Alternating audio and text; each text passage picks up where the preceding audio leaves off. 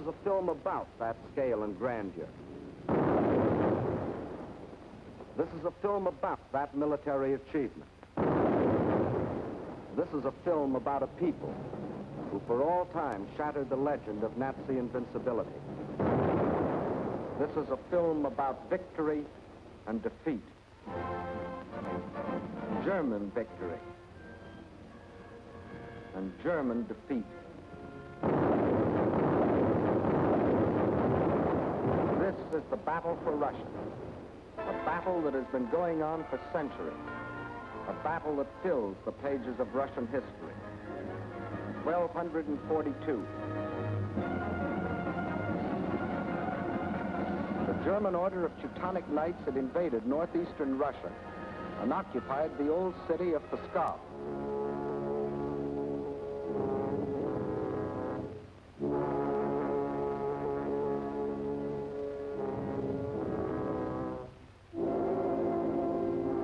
Under the leadership of their Grand Master, von Bock, they threatened to enslave the whole population of that area, including the capital, Novgorod.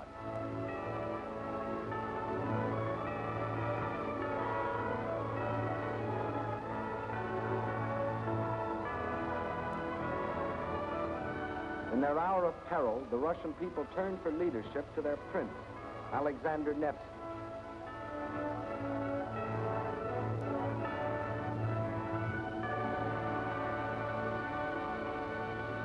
And on April the 5th, 1242, on Lake Peipus, the Russians met the might of the German forces.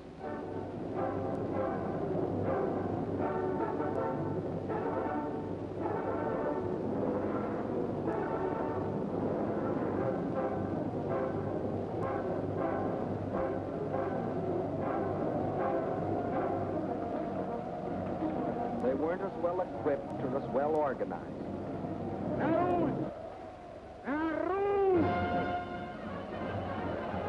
But in their hearts was a flaming courage, a flame so fierce that it pierced the German army.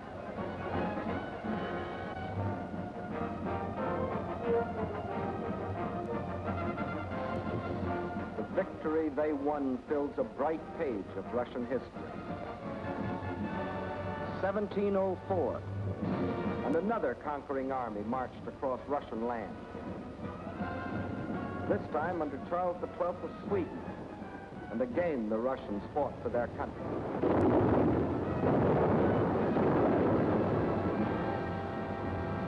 Led by their emperor, Peter the Great, after 5 long years of war, they defeated the Swedes in the historic Battle of Poltava.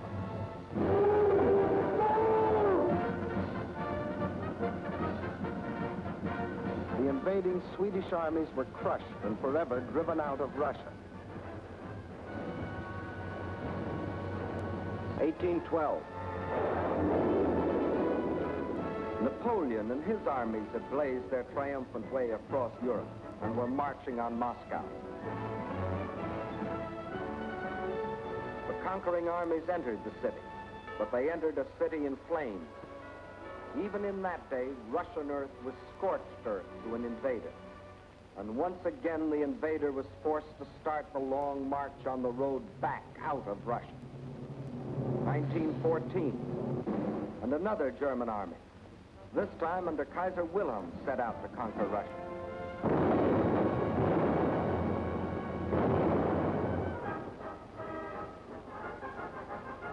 This time, the Russian people, under the regime of the Tsar, were not only fighting German guns, but oppression and corruption in their own country. And only the ultimate collapse of Imperial Germany saved Russia from losing the Ukraine and the Crimea, which the Germans had occupied in 1918. Yes, for 700 years, the Russian people have had to fight to defend their land against would-be conquerors. Why? Why have all these attempts been made to conquer Russia? Perhaps Russia itself can provide the answer. Here it is, 1/6 of the Earth's surface, reaching from east to west nearly halfway around the world. and southward from the North Pole to the borders of India. One country of 9 million square miles. That's our own country 3 times over, or all of North America and 1 million square miles to boot. The sun never sets on Russia. When it is dusk on its western borders facing Europe, it is already dawn on its eastern borders facing the Pacific.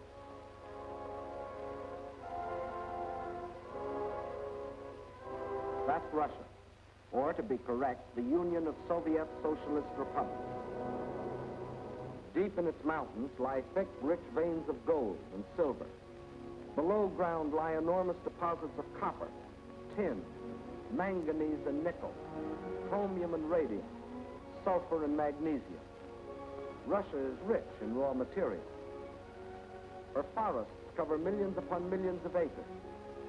1/4 of all the lumber reserve in the world belongs to Russia. And as for fuel, there's coal, ton upon ton. And more important, there's also oil. 213 million barrels a year of it. Black gold flowing from the earth that contains 55% of the world's oil. What else? Iron? Russia has better than 10 billion tons. That can make a lot of steel before it's done. Yes, Russia is rich. Farms cover millions upon millions of acres. The rich black earth that besides giving forth oil and coal will also grow everything from sunflowers to lotus. The tea her people drink in such huge quantities, and the tobacco that they smoke. Cotton grows here too, 3,800,000 bales a year. And sugar. And on the pasture land, the animals grow fat for food and wool for clothing. While on the warm plains, the fields of grain stretch as far as the eye can reach. Corn, oats, hops, rye, and don't forget wheat, 1/3 of the world's best.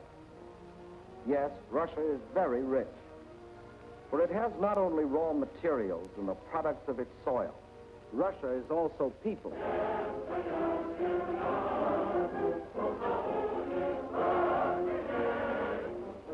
193 million people.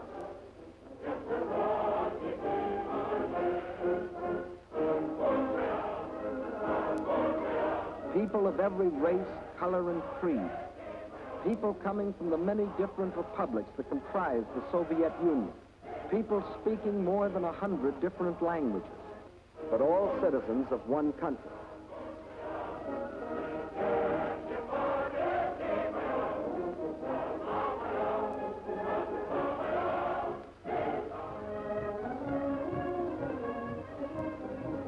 Whether they are the great Russians, the descendants of the first settlers of this vast area, and for 1,000 years its main population, or Cossacks, the famous horsemen from the open plains of the Don River Valley.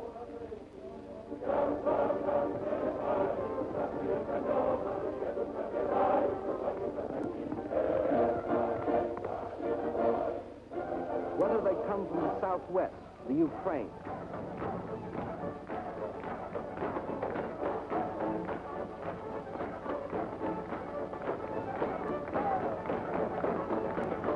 here in the breadbasket of the Soviet Union live the little Russians, better known as Ukrainians, and beside them the Moldavians and Bessarabians.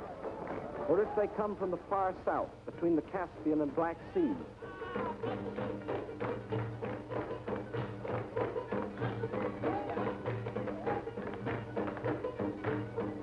where we find the Armenians and the Georgians, the Ingush, the Cherkess, rugged as the high peaks of their native Caucasian mountains.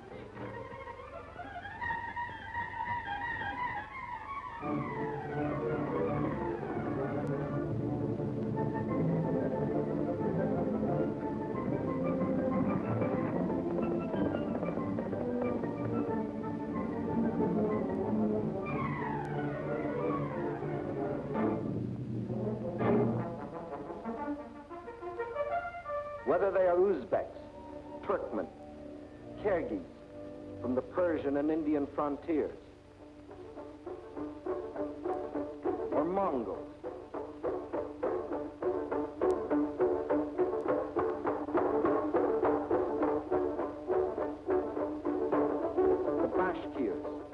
Turco-Tartars, the Buryats, the Yakuts from far beyond the Ural Mountains, or the people of the ice country, hunters like the Zounds, or settlers like the Laplanders. Whether they come from the pioneering wilderness of the far north, or from a great city like their capital, Moscow, where the ancient buildings of an ancient civilization stand beside the modern structures of a modern civilization, where the old Russian droshka still competes with the modern limousine.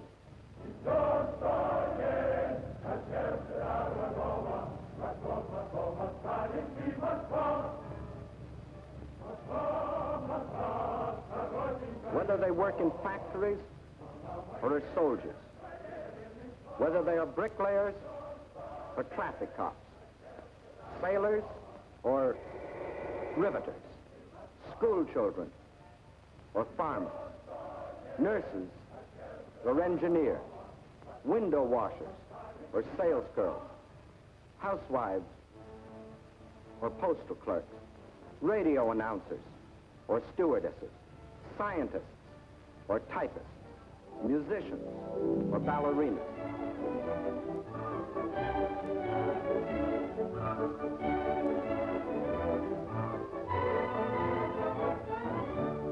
Regardless of what they do or where they live, they all have one thing in common: love of their soil.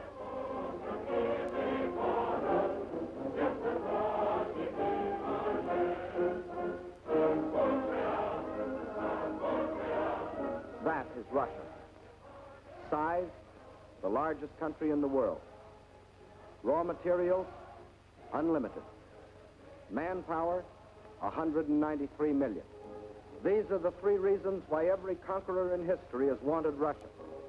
And these are the reasons why the modern would-be conqueror wrote, "When we speak of new territory, we must think of Russia. Destiny itself points the way there."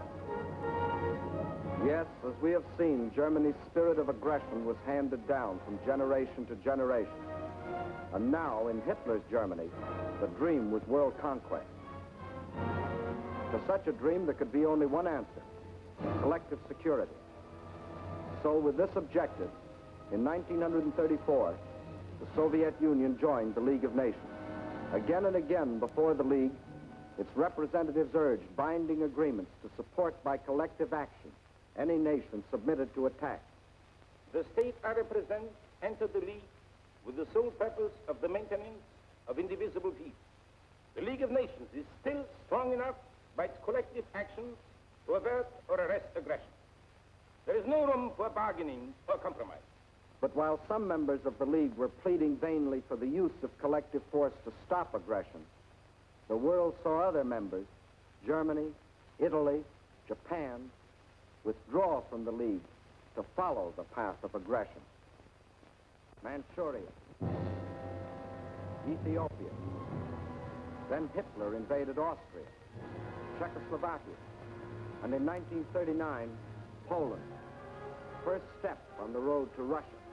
But his eastward march was interrupted by France and Britain declaring war. So the Germans were forced to turn west. And in 1940, as we have seen, wiped the last opposition from Western Europe. And while the Nazis were unsuccessfully trying to beat Britain to her knees, the German generals were already planning to resume the interrupted Eastern Blitz. The road to Russia was now open. But before that attack, preliminary steps were necessary. South and east of Germany are Hungary, Romania, Bulgaria, Yugoslavia, and Greece. And Hungary had grain, rich fields of it. Grain too good for Hungarians when German soldiers have such good appetite. Hungary had bauxite. Bauxite makes aluminum, and aluminum makes planes. And Hungary had an army. Not the battle-trained German army, but good enough to throw against Russian guns. Romania had not only grain, but oil. And Hitler needed every last drop of it to power his war machine. Romania also had men, more slave labor, more cannon fodder for the attack on Russia. And most important, Romania and Hungary both had Russian frontiers, and Hitler wanted those frontiers in the hands of German generals. Bulgaria didn't have a Russian frontier, but it did have bases. Bases on the Black Sea. Bases for German submarines to prey on Russian shipping. By the spring of 1941, the reactionary governments of Hungary, under the dictatorship of Admiral Horthy, of Romania, governed by young King Michael, who was only a tool in the hands of Hitler's puppet, General Antonescu, and of Bulgaria, ruled by King Boris, always a disciple of German imperialism. All had sold their countries out to Hitler. Now, threatened by a revolt of their peoples, they were only too glad to be protected by Hitler's army. So by March of 1941, German armies were in occupation of Hungary, Romania, Bulgaria. That still left Yugoslavia and Greece. So long as they remained unoccupied territory, they remained the route for a possible Allied counter-invasion. At one of their regular meetings, Hitler had assigned the job of conquering Greece to his stooge, Mussolini. The stooge was delighted. Here was his chance to prove to his people that he, too, was a conqueror. But he was wrong. Perhaps the uniforms fooled him. Something did. For after the fascist legions had blitzed on one cylinder this far into Greece, the Greeks, in a brilliantly conducted mountain campaign, drove the Italians back and invaded Albania. Hitler was enraged. The failure of his stooge to protect his southern flank was delaying the attack on Russia. He sent a final ultimatum. For the Yugoslavs and Greeks, it was surrender or else. But the Yugoslavs and Greeks come from a long line of fighting men. Nazi slavery didn't appeal to them.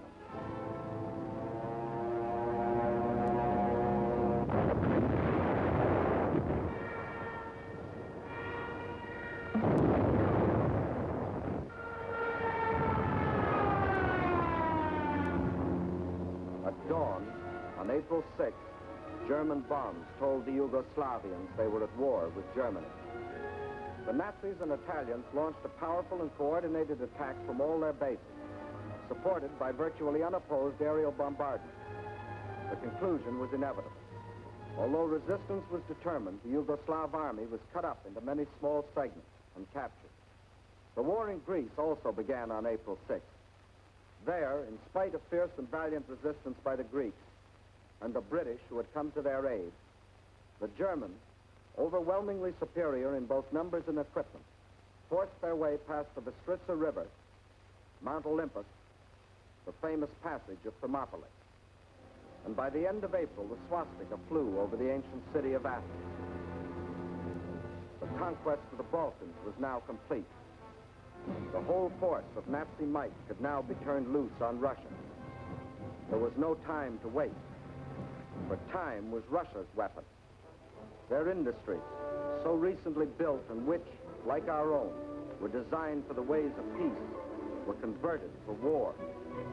Instead of steel for plows and tools, steel for shells and guns. They knew their industry could never produce enough to equip them adequately for the titanic struggle. But what they could produce, they would. At the same time, the army began to grow. More and more men were called up to be trained, hardened, drilled, prepared to defend their land.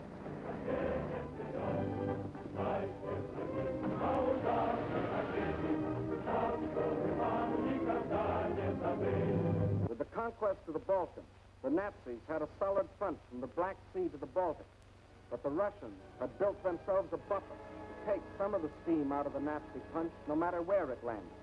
But where would it land?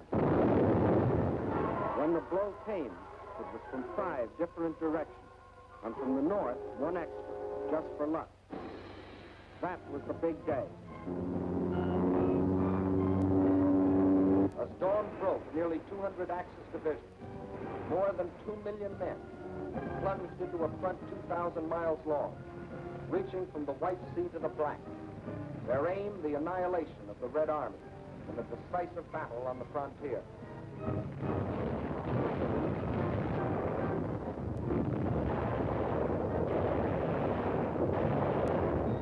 offensive started along the whole length of the front. It was concentrated on three main objectives: Leningrad, Moscow, and Kiev, the capital of the Ukraine. In the first 30 days, von Lieb's forces drove to within 125 miles of Leningrad, while the Finns under Mannerheim, supported by the Germans, began a drive from the north to encircle the city. In the center, von Bock's army plunged 480 miles into Soviet territory.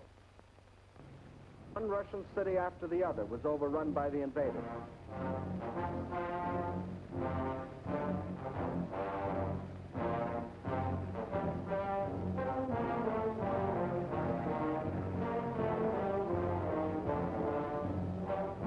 And on July 17th, they captured the first main objective, Smolensk, regarded as the key to Moscow. Simultaneously, in the south, von Rundstedt's forces cut deep into the Ukraine. This was blitzkrieg at its best. The world gave Russia another 6 weeks, and the Germans issued a communique. The issue in the east has already been settled. Smolensk is the last halt on the road to Moscow. But then a strange thing happened. For the first time since the mighty German army started its career of blitz, smashing into submission one European country after the other, that same German army came up against a country that did not submit. Despite the fact that Hitler's army swept deeper and deeper into the Soviet Union, and by October the 15th stood practically within the shadows of the Kremlin, despite the fact that the Soviet government and all foreign missions were forced to move to Kuibyshev 700 miles to the east, despite Hitler's triumphant pronouncement, I can say that this enemy is already broken and will never rise again. Despite the fact that by December, 500,000 square miles of Russian territory, an area equal to the entire Middle Western United States, had fallen to the invaders. Yes, despite Russia's loss of her best agricultural areas, her most thoroughly developed industrial plants, millions of her people, thousands of her tanks and her planes, despite everything, those 6 weeks had lengthened into nearly 6 months, and the dread Nazi blitz had spluttered, stumbled, and finally died. What had happened here? Let's try to analyze it. First, in this titanic struggle, not only two armies, but two fighting methods and two strategies came face to face. The German strategy was based on the well-tried Keil and Kessel, or wedge and trap maneuver. One wedge would be driven deep into the enemy territory to hook up with another spearhead driven through to meet it. In the trap thus formed, the victim would be pocketed for annihilation. The German plan in every campaign was to seek a decisive battle at the moment of invasion. A single blow must destroy the enemy without regard for losses. A gigantic, all-destroying blow. Remember the campaigns you have already seen in these films. Poland. The Poles concentrated on their borders. The Blitz broke through. 18 days finished Poland. France. The Allied strength on the borders. The breakthrough at Sedan. And the issue of France was settled. The Balkans. The Yugoslavians rushed to the border. The breakthrough came, and in 12 days, Yugoslavia was gone. The Germans planned the same blitz against the Russians. But the Russians had developed their own strategy, one to take full advantage of the vast area of their land. The Russian strategy was a defense in depth, line after line, far back into the interior. And when the Nazi wedge struck, the first line would bend with it until it became part of a second. Again, the wedge would strike. Again, a segment would be lost. But again, the line would bend until it became part of the third. So the deeper the Germans plowed into Russian soil, the stronger their opposition, until finally they faced an unshatterable wall and were robbed of their chance to hit that all-destroying blow they had counted on. The result? The Germans conquered land and lost the campaign. For the Russian tactics kept the main bulk of their armies intact and made a long war inevitable instead of that quick decision the Germans sought. And the Russians had other tactics that threw the Germans for a loss. Germany had developed blitz warfare, mechanized warfare, armies on wheels, juggernauts to crush everything before them. But the Russians found a way to drag them out of their traveling fortresses. They used their cities as strongholds and made the blitz come to them down alleys.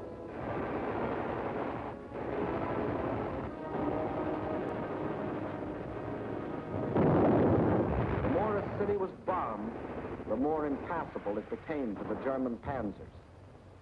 They made the names of these Russian cities as familiar to us as the names of towns in the next county. Rostov, Kharkov, Kiev, Kursk, Smolensk. City after city standing in the path of the Nazi blitz.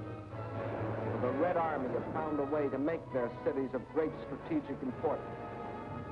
Odessa, scene of an heroic siege of more than 2 months, held up the whole Nazi thrust into the Crimea. Sevastopol, which resisted every attempt of the Germans to break through. Here, for 8.5 long months, the Russians fought for the town, inch by inch, barring the Germans from the great Black Sea naval base located there.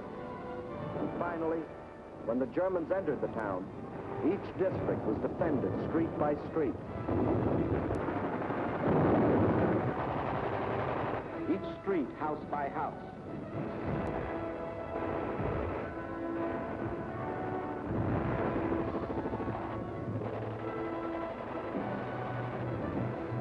Each house, room by room.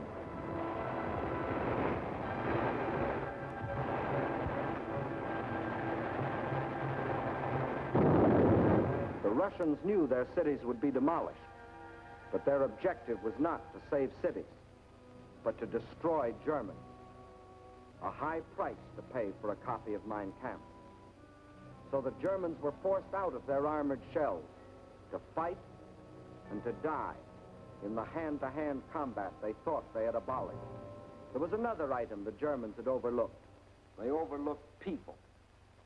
And generals may win campaigns, but people win wars.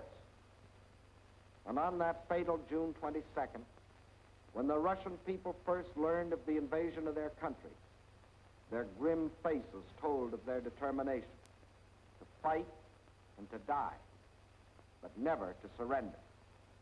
They knew this wasn't a question of who occupied what piece of land.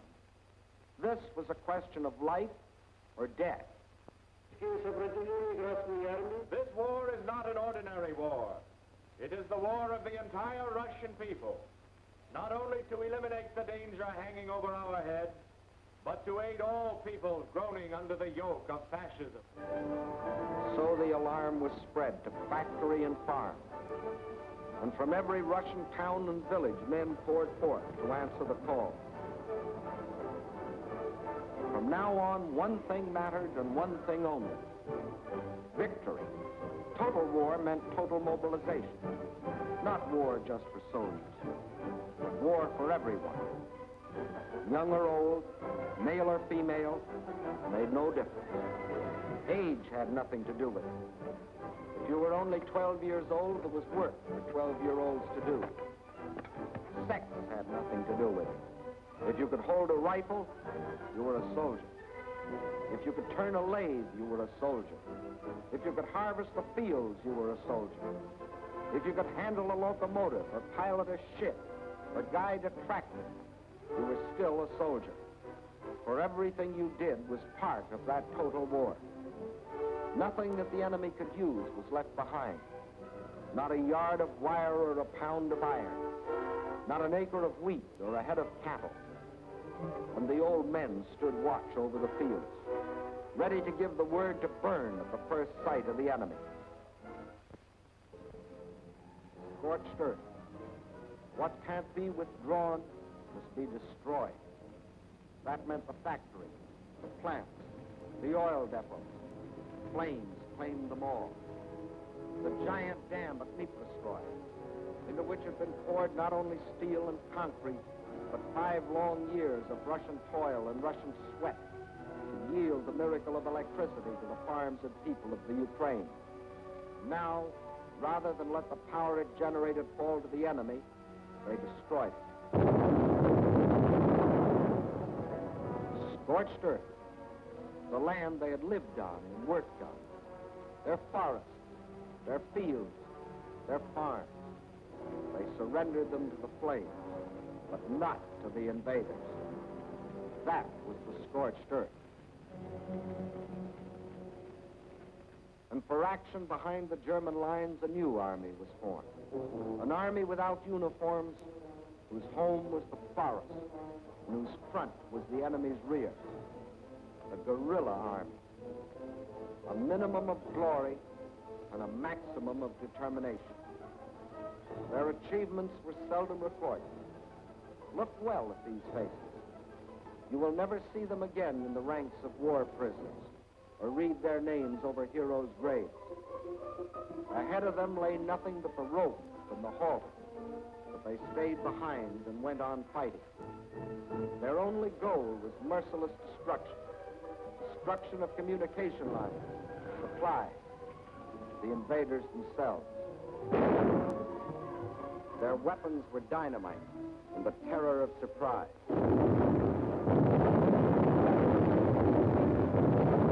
They asked for no mercy, and they gave none.